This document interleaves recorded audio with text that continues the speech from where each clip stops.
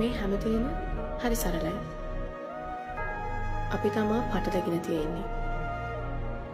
මේ කය පොළොවට පස්සන දවසට අපි යන්නේ තනියම. අපි ආදරය කරන හැමෝම දාලා තනියම. මේ විදිහට පේන්න, ඇහෙන්න, හිතන්න හම්බුන හිතින්. මැරෙන්න කලින් අපි ඉපදෙන්නේ ඇයි කියලා හිතලා බලන්න. නොදැන මේකෙන් කලියෙන්ම යන්න බලන්නේ නැතුව.